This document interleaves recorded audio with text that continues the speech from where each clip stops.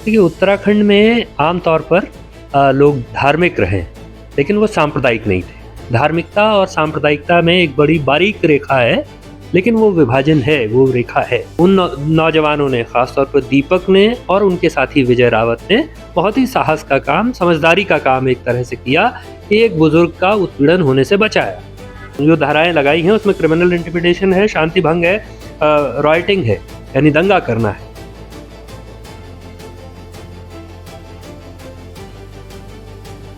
कि hate speech में राज्य चौथे नंबर पर है और मुख्यमंत्री पहले नंबर पर है। तो गांधी एक बार शिप में यात्रा कर रहे थे, तो एक अंग्रेज आदमी ने 4 पन्ने पर गांधी को गाली लिख करके आलपिन लगा करके दिया।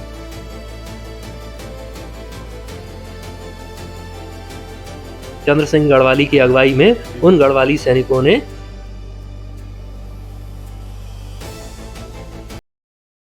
नमस्कार, हिमालयन डॉल में आपका स्वागत है।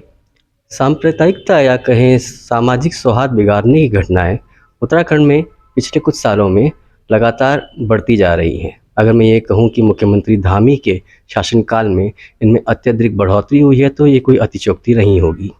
ताज़ा उदाहरण कोटद्वार का है, जहाँ पे एक बुज़ुर्ग मुस्लिम दुकानदार को बजरंग दल के लोगों द्वारा प्रताड़ित किया गया और एक स्थानीय युवा दीपक कुमार उनके समर्थन में आगे आए। इन्हीं सब बातों पे और उत्तराखंड से जुड़े तमाम मुद्दों पे बातें करने के लिए आज हमारे साथ हैं भाकपा माले के राज्य सचिव, सामाजिक कार्यकर्ता और उत्तराखंड के मुद्दों पे बहुत ही तर्कपूर्ण तरीके से अपनी बात रखने वाले इंद्रेश मैखुरी जी। सर, बहुत बहुत स्वागत है। शुक्रिया। तो सबसे पहले तो हम अगर सामाजिक सौहार्द बिगाड़ने की बात करें, पिछले कुछ सालों में हमने देखा है बहुत वृद्धि हुई है। उत्तराखंड एक शांत प्रदेश था, पहाड़ी राज्य था, पर हाल की ये घटनाएं जिस तरह से बढ़ी हैं उत्तराखंड राज्य में, एक उत्तराखंडी होने के नाते आप इसको किस तरह से देखते हैं? देखिए, उत्तराखंड में आमतौर पर लोग धार्मिक रहे, लेकिन वो सांप्रदायिक नहीं थे। धार्मिकता और सांप्रदायिकता में एक बड़ी बारीक रेखा है, लेकिन वो विभाजन है, वो रेखा है। तो पिछले कुछ सालों से ये कोशिश हुई और इसका विशुद्ध रूप से कोई और दूसरी वजह नहीं है। इसका शुद्ध रूप से वजह राजनीतिक है कि राजनीतिक क्षुद्र स्वार्थों की पूर्ति के लिए धार्मिक लोगों को सांप्रदायिक बनाने की कोशिश की गई। हालांकि उसमें कामयाबी नहीं मिली, लेकिन सांप्रदायिक तत्वों का एक जमावड़ा सत्ता के चारों तरफ है और ऐसे एलिमेंट्स को लगातार बढ़ावा दिया जा रहा है, जिससे कि उत्तराखंड के बारे में जो ये हमारी धारणा या पूरे देश दुनिया में लोग मानते थे कि एक शांत जगह, एक खूबसूरत जगह उत्तराखंड है, तो उसको पिछले कुछ सालों में उस इमेज को काफ़ी धक्का लगा है, उसको काफ़ी डेंट पहुंचा है। और हम देश के दूसरे हिस्सों में जाते हैं तो लोग कहते हैं कि भाई आपके यहाँ ये क्या होता रहता है। तो ये काफ़ी इस तरह की बात है जिसको सत्ता या सरकार में बैठे हुए लोग या भाजपा अपने लिए उपलब्धि समझे, लेकिन कुल मिलाकर के तो ये उत्तराखंड के लिए दुखद स्थिति है, विडंबनापूर्ण स्थिति है। कोटद्वार का मामला सामने आया, पूरे भारत में जिस तरह से इसकी चर्चा हो रही है, अभी हाल में हमने देखा कि दीपक कुमार की उनके साथी के ऊपर एफआईआर होती है, जबकि बजरंग दल के लोगों को कहा जाता है अज्ञात लोग, जबकि सोशल मीडिया पे और तमाम न्यूज़ पोर्टल निकाल के ले आए हैं कि वो कौन लोग थे। तो कहीं ना कहीं क्या लगता है सरकार इसको संरक्षण दे रही है? देखिए, एक तो कैसे नॉन इशू को इशू बनाया जाता है, तो वो दिखाई दे रहा है कि भाई किसी ने अपनी दुकान का नाम बाबा रखा, कुछ लोग उसको धमकाने जाते हैं। और एक बूढ़ा व्यक्ति है, 70 साल से ज़्यादा उसकी उम्र है, उसको धमकाने के लिए कुछ नौजवान पहुंचते हैं। तो ये नौजवानी का जोश भी कैसी जगह उफान मारता है, ये भी दिखाई दे रहा है। और बाबा शब्द भी कोई ऐसा शब्द नहीं है कि जो किसी एक खास धर्म, किसी एक खास भाषा का शब्द हो, बल्कि दुनिया की बहुतेरी भाषाओं में, वो पर्शियन में बाबा शब्द का इस्तेमाल होता है, रशियन में बाबा शब्द का इस्तेमाल होता है, जापानीज़ में, मलेशिया में, सिंगापुर में, दुनिया के तमाम समाजों में, इसके तमाम भाषाओं में इसका प्रयोग भी है और इसके अलग अलग अर्थ भी है। किसी जगह ये साधु है, किसी जगह ये बूढ़े बुजुर्ग हैं, किसी जगह ये बूढ़ी महिला भी है, किसी जगह इसका अर्थ किसान महिला भी है। तो उसके बावजूद ये जिस तरह से एक नॉन इशू को इशू बनाया गया और फिर उसमें उन नौजवानों ने, खासतौर पर दीपक ने और उनके साथी विजय रावत ने बहुत ही साहस का काम, समझदारी का काम एक तरह से किया कि एक बुजुर्ग का उत्पीड़न होने से बचाया। तो यहाँ तक ये बात थी कि वह सांप्रदायिक सौहार्द की मिसाल एक बार फिर से पेश की गई कि उत्तराखंड में सिर्फ वो दंगाई उन्मादी लोग नहीं हैं, बल्कि समाज के भीतर ऐसे नौजवान, ऐसे युवा भी हैं जो समाज के इस ताने बाने को कायम रखना चाहते हैं, उसको बरकरार रखना चाहते हैं। लेकिन उसके बाद घटनाक्रम जिस तरह से हुआ कि पुलिस ने जो एफआईआर दर्ज की, और पुलिस के एफआईआर दर्ज करने से पहले जो 31 जनवरी को घटना हुई कि कोटद्वार में कुछ लोग देहरादून से और बाकी तमाम जगहों से गए बजरंग दल के नाम पर, और उन्होंने जिस तरह से उत्पात मचाया, गाली गलौज किया, सांप्रदायिक भाषा बोली, तमाम तरह का धक्का मुक्की जो वो कर सकते थे वो सब किया। और ये कब किया? पुलिस ने चूंकि एफआईआर दर्ज किया है तो एक लेवल पर ये घटना और वैलिडेट होती है। पुलिस कह रही है कि सांप्रदायिक द्वेष वाली भाषा का इस्तेमाल किया गया, पुलिस कह रही है कि गाली गलौज की गई, पुलिस कह रही है कि सड़क जाम किया। किस दिन किया?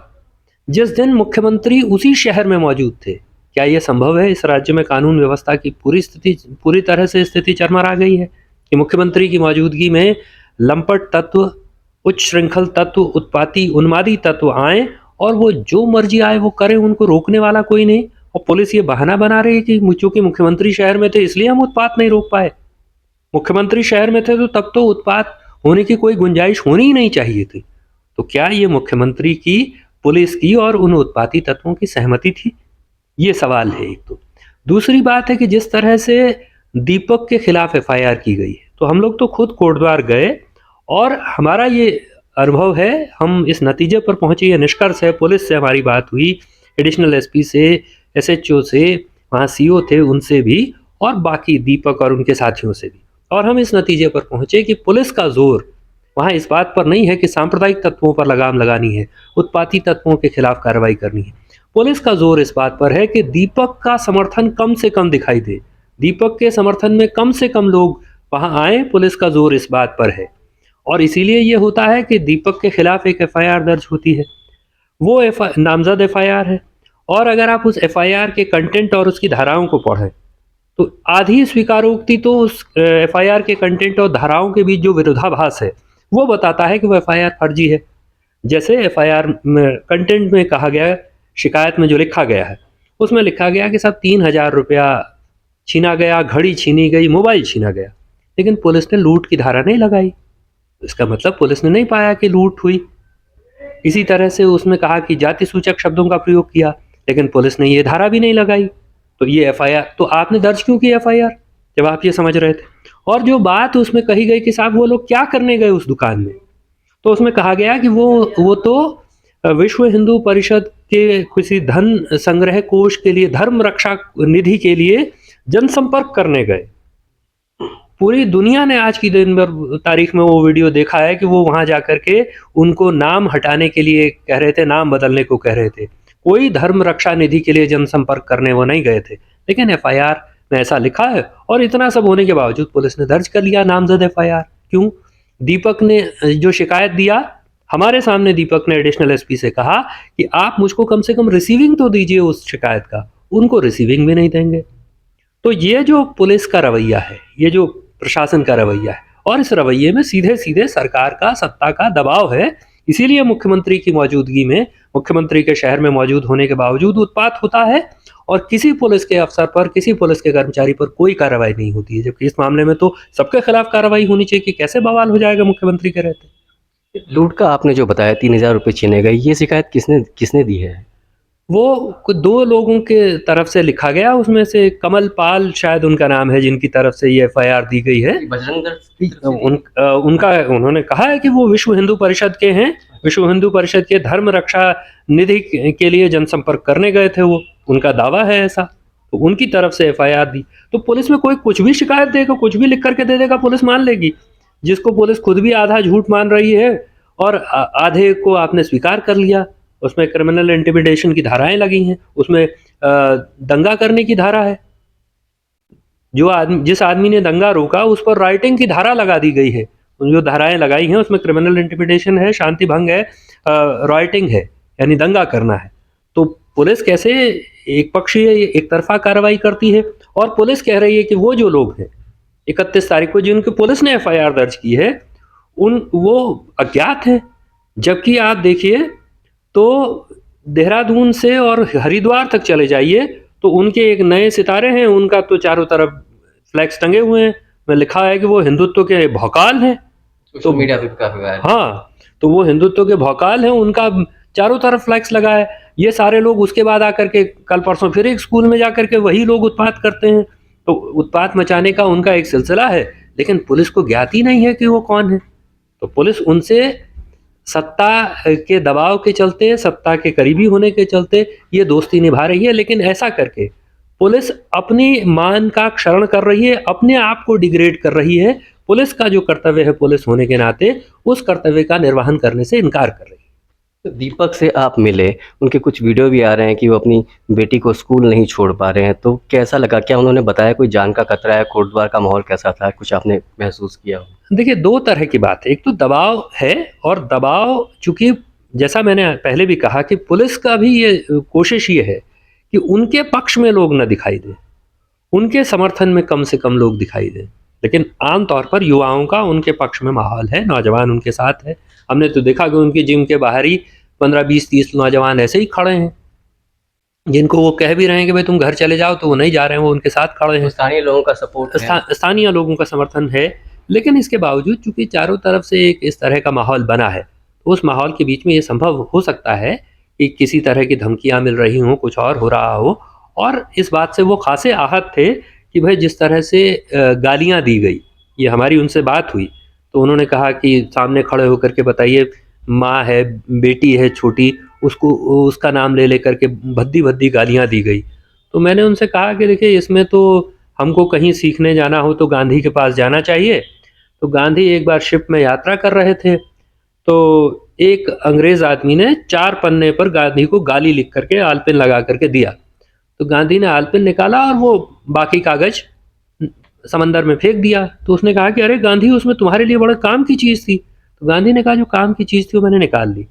तो मैंने उनसे कहा कि वो गालियों को भी ऐसा ही समझिए, काम की चीज़ जो है उसको रखिए, बाकी उनको जाने दीजिए। और जो जो जो कुछ दे सकता है, आपके पास मनुष्यता थी देने को, आपने समाज को दिया।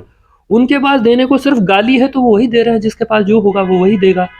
तो ये, लेकिन ये हमारे लिए, हम जो लोग एक्टिविस्ट हैं, हमारे लिए साधारण बात हो सकती है। कोई आदमी, सामान्य आदमी, उसके लिए तो ये ज़रूर परेशान करने वाली बात, दबाव में लाने वाली बात, तनाव में आने की बात भी है ही।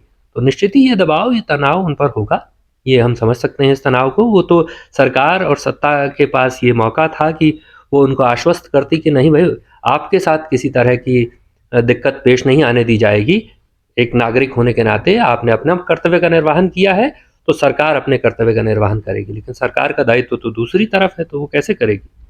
आपने बहुत अच्छा उदाहरण दिया गांधी जी का, पर उत्तराखंड से हम देख रहे हैं बहुत अच्छे उदाहरण नहीं आ रहे। अभी हाल ही में इंडिया हेट फोरम की एक लिस्ट आई है जिसमें मुख्यमंत्री धामी ने हेट स्पीच देने में हिंदुस्तान में प्रथम स्थान प्राप्त किया है।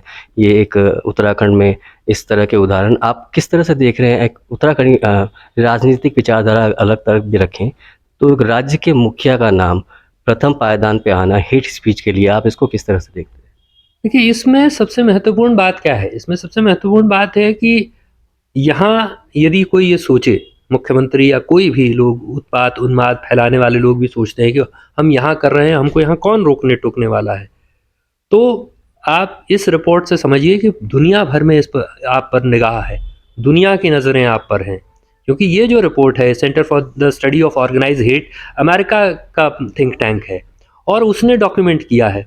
और मुख्यमंत्री के अलावा भी जितने यहाँ घृणा वाले भाषण देने वाले लोग हैं, वो भी डॉक्यूमेंट किए हैं। हम तो जानबूझ करके उनका नाम नहीं ले रहे हैं कि उनका प्रचार क्यों करना है ना? वरना उन सबको भी डॉक्यूमेंट किया है उस रिपोर्ट में कि और कैसी विडंबना है बताइए कि हमारा राज्य हेट स्पीच में, सिर्फ हेट स्पीच का है, ये हेट क्राइम्स का भी नहीं है, सिर्फ हेट स्पीच की रिपोर्ट है कि हेट स्पीच में राज्य चौथे नंबर पर है और मुख्यमंत्री पहले नंबर पर है। तो the chief minister is leading from the front, है ना? आगे बढ़कर के सामने से अगुवाई मुख्यमंत्री कर रहे हैं।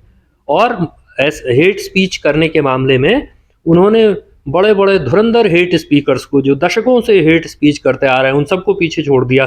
तोगड़िया उनके बाद दूसरे नंबर पर हैं, और तोगड़िया और उनके बीच में काफ़ी फासला है, क्योंकि उनका 71 हेट स्पीचेस रिकॉर्ड हुए, तोगड़िया के 46 हैं, अश्वनी उपाध्याय के 36 हैं। और अमित शाह, नरेंद्र मोदी, योगी आदित्यनाथ, टी राजा सिंह, हेमंत विश्व शर्मा, सब हमारे मुख्यमंत्री से कोसों पीछे हैं हेट स्पीच के मामले में। तो होने को पहले नंबर पर आना उपलब्धि होनी चाहिए, लेकिन ये विडंबना है कि दुनिया में आप हेट स्पीच के लिए आपका डंका बज रहा है, ये तो इस राज्य के लिए, और ऐसे तमाम एलिमेंट्स को प्रश्रय दिया जा रहा है। लेकिन मैं समझता हूँ कि समाज के लोगों को थोड़ा दूसरी तस्वीर भी देखने की ज़रूरत है, दूसरी तरफ भी निगाह डालने की ज़रूरत है। तस्वीर का दूसरा पहलू ये है कि यहाँ ये दीपक सामने आए, उनके साथी विजय रावत सामने आए, वहाँ तमाम युवा वहाँ दिखाई दे रहे हैं, ये भी एक पहलू है। हमने इससे पहले देखा नैनीताल में एक घटना हुई जिसमें शैला नेगी, एक लड़की जो कि बहुत ही कॉमन लड़की है, सब सामने आए। तो ऐसे नौजवान, ऐसे युवा बार बार उम्मीद पैदा करते हैं कि समाज के भीतर चाहे कितना ही जहर क्यों ना घोला गया हो, लेकिन नौजवानों में, समाज के भीतर ये मनुष्यता का भाव जिंदा है, वो उम्मीद की किरण है। राजनीति के लिए, राजनीतिक क्षुद्र स्वार्थों के लिए इस तरह की चीज़ें करना ये अपने आप में शर्मनाक बात है। और इसमें बस मैं दो बात और जोड़ना चाहता हूँ कि उत्तराखंड को सीखना किससे चाहिए। उत्तराखंड को उनसे नहीं सीखना चाहिए जो हेट स्पीच में पहले नंबर पर आ रहे हैं। उत्तराखंड को सीखना चाहिए उस गढ़वाली पलटन से जिसने 23 अप्रैल 1930 को पेशावर में पठान स्वतंत्रता सेनानियों पर गोली चलाने से इनकार किया। चंद्र सिंह गढ़वाली की अगुवाई में उन गढ़वाली सैनिकों ने, जो अंग्रेजों का फूट डालो राज करो का मॉडल था, उस मॉडल को पलीता लगा दिया। और पहली बार सैनिकों ने बिना गोली चलाए हुए ऐसी बगावत पैदा कर दी कि अंग्रेजों के कदम हिल गए, और इसकी कीमत उन्होंने चुकाई। इसकी कीमत उन गढ़वाली सैनिकों ने चुकाई। उनकी पेंशन जब्त कर ली गई, उनको आजीवन कारावास की सजा हुई, काला पानी उन्होंने भुगता, लेकिन सांप्रदायिक सौहार्द की वो मिसाल उन्होंने कायम की। इस मुल्क में गंगा जमनी तहजीब की मिसाल उन्होंने कायम की। तो हमारा हीरो तो चंद्र सिंह गढ़वाली होगा, हमारा हीरो कोई सांप्रदायिक घृणा भरे भाषण देने के लिए अव्वल आने वाला व्यक्ति क्यों होगा। उत्तराखंड का रोल मॉडल चंद्र सिंह गढ़वाली है। पेशावर कांड के, पेशावर विद्रोह के वो गढ़वाली वीर सैनिक हमारे प्रेरणा स्रोत हैं। हमारे यहाँ हमेशा से साझी संस्कृति, साझी विरासत रही है। हमारे यहाँ तो सैयद भी पूजे जाने की परंपरा है, सैदवाली भी गाई जाती है यहाँ तो अब, और इस राज्य में आप सोचिए कि ये तो चलिए बड़ा पुराना हो गया, इस राज्य में उत्तराखंड राज्य का आंदोलन हुआ 1 सितंबर 1994 को खटीमा में गोलीकांड हुआ। उसमें पहली गोली खाने वाले का नाम सलीम अहमद है। तो आप इसको कैसे इनकार कर देंगे, इससे कैसे पीछा छुड़ा लेंगे। लेकिन हम ये कहना चाहते हैं, असल में बात यह है कि भाई कोई अपराध करे, मान लीजिए फर्ज कीजिए कि किसी ने अपराध किया, तो उसका धर्म देख करके अपराध की गंभीरता नहीं तय होगी। अपराध गंभीर किया गया उससे तय होगा। यहाँ उल्टा चलन है कि धर्म देखिए फिर अपराध हुआ है कि नहीं हुआ है, फिर अपराध होने को क्रिएट करिए उसका नैरेटिव। तो ये जो चलन चला है, इसके बरक्स हमारे पास बहुत सारे उजले मॉडल्स हैं, उम्मीद भरे मॉडल्स भी हैं, और नौजवानों के भीतर भी जो ये दिखाई दे रहा है वो भी एक उम्मीद जगाने वाली बात है। हमें मॉडल्स चेंज करने की ज़रूरत है, सही कहा सर। कल एक और खबर आई है, सीबीआई ने अंकिता भंडारी केस को अपने हाथ में लिया है, पर यह भी खबर आई है कि आधार जो उन्होंने बनाया है वो पद्म भूषण अनिल जोशी की एफआईआर को ही बनाया गया है। तो इस पे आप क्या कहेंगे, क्योंकि आप काफ़ी मुखर रहे हैं अंकिता भंडारी के मुद्दे को लेकर। देखिए, इस मामले में हमने तो पहले दिन से ये बात कही कि एक तो अंकिता भंडारी के माता पिता ने मुख्यमंत्री जी को एक चिट्ठी दी थी। उस 4 लाइन की चिट्ठी में बहुत स्पष्ट उन्होंने कहा कि जांच जहां तक हो चुकी वहां से आगे जांच होनी चाहिए, वीआईपी का खुलासा होना चाहिए, सुप्रीम कोर्ट की निगरानी में सीबीआई जांच होनी चाहिए। तो सुप्रीम कोर्ट की निगरानी में तो सीबीआई जांच नहीं हो रही है, पहली बात। दूसरी बात यह है कि ये जो अनिल जोशी जी को बीच में कहीं से ले आया गया है, इसका कोई एक्सप्लेनेशन नहीं है। इसका सरकार की तरफ से किसी और क्वार्टर से कोई एक्सप्लेनेशन हो, वो बताएं कि भाई क्या एक्सप्लेनेशन है, क्यों अनिल जोशी, क्यों। और जिस बात का कोई एक्सप्लेनेशन सरकार सत्ता की तरफ से नहीं है, वो बात, उसका सीधा सीधा मतलब है कि वो षड्यंत्र है, उसका और कोई अर्थ नहीं है। क्योंकि अनिल जोशी का कोई लोकस स्टैंडाई नहीं है। लीगल टर्म्स में कहिए तो लोकस स्टैंडाई पूछा जाएगा ना कि आप कौन हैं, आप एग्रीव्ड हैं, आप एग्रीव्ड के परिवार हैं, आप उनके वारिस हैं, आप रिश्तेदार हैं, आप कोई नहीं है। पिछले 3 साल तक भी आप कोई नहीं थे। और अनिल जोशी जी का जो रिकॉर्ड है वो सरकार सत्ता के पक्ष में बोलने का रिकॉर्ड है। हमने तो जोशीमठ में देखा कि जोशीमठ में हमारे साथी लोग इस बात के लिए लड़ रहे थे कि जोशीमठ धंस रहा है, और एनटीपीसी की सुरंग को जिम्मेदार बता रहे थे, और अनिल जोशी जी आए, उन्होंने कहा नहीं, एनटीपीसी जिम्मेदार नहीं, सरकार के पक्ष में। वहाँ लोगों ने उनको दौड़ाया। हमारे साथी अतुल सती जी ने तहसील परिसर में ही अनिल जोशी को दौड़ाया कि आप इस तरह की बात कर रहे हैं, सरकार की दलाली कर रहे हैं। तो जिनका रिकॉर्ड सरकार सत्ता के पक्ष में खड़े रहने का इस तरह का हो, तो उनका किसी केस में एंट्री होना अपने आप में षड्यंत्र का अंदेशा पैदा करता है। इसलिए ये लड़ाई तो जारी रखनी होगी, और लड़ाई इसलिए भी अंकिता भंडारी के केस में जारी रखनी होगी क्योंकि अब तक भी जो कुछ परिणाम आया है, जहाँ तक भी बात पहुँची है, पहले दिन से अब तक, वो सारी बात आंदोलन संघर्ष से ही पहुँची है। वरना सरकारों ने तो सीबीआई से भी इनकार किया। मुख्यमंत्री ने प्रेस कॉन्फ्रेंस में कहा कि नहीं, हमारी तो एसआईटी ने सब जांच कर दिया। उनके तमाम मंत्रियों ने, विधायकों ने, सांसदों ने ये बात कही, लेकिन जनता के आंदोलन का दबाव था, इसलिए यहाँ तक बात पहुँची है। आगे भी अगर न्याय होगा तो लोग सचेत रहेंगे, जनता सचेत रहेगी और इस बात पर दबाव बनाए रखेगी कि सुप्रीम कोर्ट की निगरानी में हो, और ये जो संदेहास्पद व्यक्ति आप बीच में ले आए हैं, इनको इस पूरी प्रक्रिया से बाहर किया जाए, तो तभी इसमें न्याय का रास्ता खुलेगा। सर, अंकिता भंडारी के केस की अगर बात करें, क्योंकि आपने काफ़ी स्टडी किया है, काफ़ी लिखा भी है, लोगों को नहीं पता है केस के बारे में, केस का आधार क्या है? अगर आप संक्षिप्त में बता पाएँ कि केस क्या है, इसका आधार क्या है, कुछ आइडिया दे पाएँ दर्शक।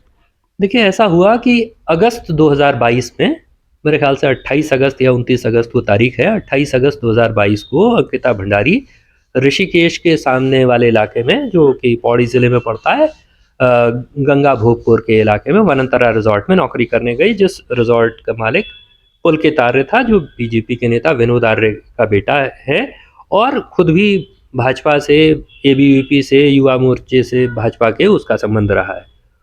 और 16-17 दिन कुल वो नौकरी करती है, फिर अचानक एक दिन वो लापता हो जाती है।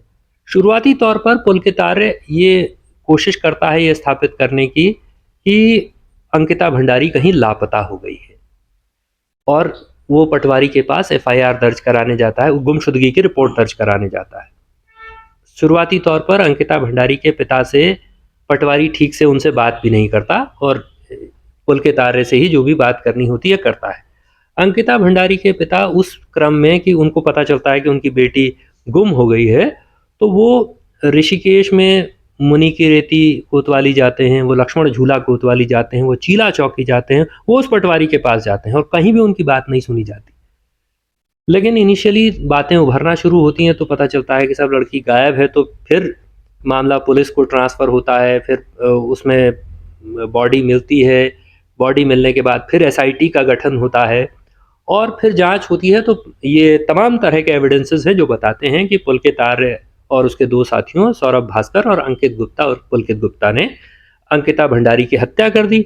और अंकिता भंडारी के अपने दोस्त पुष्पदीप के साथ जो चैट्स हैं, वो चैट्स बताते हैं कि अंकिता भंडारी पर यह प्रेशर बनाया गया कि कोई वीआईपी है या कोई वीआईपी हैं जिनको स्पेशल सर्विसेज देनी है, जिसके लिए 10,000 रुपया तक ऑफर किया जाता है। ये कहा जाता है कि 2-3 लड़कियां और इंतजाम कर सकते हो तो करो। तो ये किसी एक आदमी के लिए तो 3 लड़कियों का इंतजाम नहीं करना होगा। और तो वो चैट्स में ये दर्ज है कि भाई ये इनका इंतज़ाम करो। तो वो इनकार करती है इस बात से, अपने दोस्त को बताती है, और इसी प्रक्रिया में मालूम पड़ता है कि उसकी हत्या हो गई। और अंततः जो 30 मई 2025 को एडिशनल सेशन जज रीना नेगी की अदालत ने इन 3 लोगों को आजीवन कारावास की सज़ा सुनाई, तो उसमें ये माना कि हत्या का जो मोटिव है वो वीआईपी है, वीआईपी की वजह से हत्या की गई है। उसमें अनैतिक व्यापार निवारण अधिनियम के तहत भी सजा दी गई है। तो जाहिर सी बात है कि वीआईपी है, वीआईपी थे। अंकिता भंडारी के चैट्स में तो ये भी उल्लेख है कि ये वीआईपी तो 19 सितंबर 2022 को आने वाला था, 17 को उसकी हत्या कर दी गई, 18 को। लेकिन उससे पहले 13 सितंबर को भी 2022 में उस रिजॉर्ट में 3 लड़कियां लाई गई, अंकिता भंडारी के चैट्स में ये लिखा है। तो जाहिर सी बात है कि वहाँ इस तरह का जिस्म फरोशी का धंधा होता था, फ्लैश ट्रेड वहाँ था जो चलता था। तो एक तो वीआईपी का खुलासा नहीं हुआ कि कौन वीआईपी थे, इसीलिए ये बात अभी भी लगातार जिंदा है। ये मांग जिंदा है कि न्याय तो तभी होगा जब हत्या के कारक भी जेल की सलाखों के पीछे होंगे। तो ये इसलिए जिंदा है। और ये भी नहीं खोजा जा सका कि वहाँ जो फ्लैश ट्रेड हो रहा था, वहाँ जो जिस्म फरोशी का धंधा हो रहा था, वो केवल उससे आगे पीछे भी हो रहा था, केवल उसी दिन की बात नहीं थी। तो पुलिस ने वो भी खोजने की कोशिश नहीं की, उसके इर्द गिर्द भी खोजने की कोशिश नहीं की। तो जाहिर सी बात है कि पुलिस का इन्वेस्टिगेशन या एसआईटी का इन्वेस्टिगेशन ठीक तरीके से नहीं हुआ, ये बहुत साफ है। और पुलिस तो वो सब मानती चली गई जो कुछ एक तरह से कहिए तो पुल के तारे उनको बताता गया। पुल के तारे ने कहा मेरा फ़ोन खो गया, पुलिस ने मान लिया। पुल के तारे ने कहा अंकिता भंडारी का फ़ोन गुम हो गया, पुलिस ने मान लिया। अंकिता भंडारी के कमरे में, जिस कमरे को बाद में तोड़ भी दिया गया सबूत नष्ट करने के लिए, पुलिस कह रही है कि उन्होंने बिल्कुल उसका फॉरेंसिक जांच कर ली थी, सब कुछ कर लिया था। उस कमरे में क्या मिला? उस कमरे में कोई फिंगरप्रिंट नहीं, कोई डीएनए सैंपल्स नहीं, कुछ भी नहीं। तो ये पूरा इन्वेस्टिगेशन एक तरह से जिसमें 3 लोगों को ज़रूर पकड़ा गया, लेकिन उस वीआईपी की तरफ जाने की ज़हमत नहीं उठाई गई। इसीलिए आज के दिन पर भी ये मांग ज़िंदा है कि जब तक वीआईपी के रूप में जो लोग आरोपित हुए हैं, अब तो भाजपा के भीतर से ये नाम आए, दुष्यंत कुमार गौतम और अजय कुमार के, और भाजपा ने धीरे-धीरे करके, आप देखिए देहरादून में जितने नए फ्लैक्स छपे हैं, जितने नए होर्डिंग छपे हैं, दुष्यंत कुमार का फ़ोटो गायब है, अजय कुमार का फ़ोटो गायब है, तो ज़ाहिर-सी बात है कि ये जनता का दबाव काम कर रहा है। तो लेकिन उनको न्याय के कटघरे में खड़ा किया जाए, उनको जाँच के दायरे में लाया जाए, ये मांग है, और इसीलिए ये आंदोलन आज की तारीख तक भी लगातार इस सवाल पर लगातार लोग आंदोलित हैं इस बात को लेकर के। आखिरी सवाल, क्योंकि महापंचायत आपने 8 तारीख को बुलाई है, उसमें भाकपा माले, विशाल माले, विभिन्न संगठन शामिल हैं। अब जबकि सीबीआई ने ये केस अपने हाथ में ले लिया है, तो अगला कदम आपका क्या होगा? देखिए, सीबीआई ने केस अपने हाथ में लिया, ये सही बात है, लेकिन जो आपने पहले भी सवाल किया कि एक तो इसमें अनिल जोशी का होना ये संदेह पैदा करता है कि ये एक और कोशिश वीआईपीओ को बचाने की हो सकती है, पहली बात। और दूसरी बात ये कि जब तक ये सुप्रीम कोर्ट की निगरानी में जांच नहीं होती, तब तक भी सिर्फ सीबीआई पर भरोसा करना ये भी संभव नहीं दिखता, क्योंकि सीबीआई भी एक तरह से एक्सटेंडेड पुलिस है। तो जैसे यहाँ की पुलिस यहाँ के सरकार के दबाव में है, तो वो जो लोग दिल्ली में बैठे हैं या जो दिल्ली के द्वारा ही यहाँ भेजे गए हैं, तो उनके बचाव में वहाँ सीबीआई भी हो सकती है। तो इसलिए सुप्रीम कोर्ट की निगरानी उस केस में ज़रूरी है। तो ये लगातार आंदोलन इस सवाल पर रहेगा, आंदोलन इस बात पर निगाह रखेगा, सड़क से लोग इस बात पर निगाह रखेंगे कि सीबीआई क्या कर रही है, सरकार क्या कर रही है, कौन चालबाजी कर रहा है, और इस बात के लिए भरपूर प्रयास किया जाएगा कि कोर्ट से ये निवेदन किया जाए कि वो इंटरवीन करें और वो इस पूरी जांच की निगरानी करें। तुमसे बात करने के लिए बहुत बहुत धन्यवाद।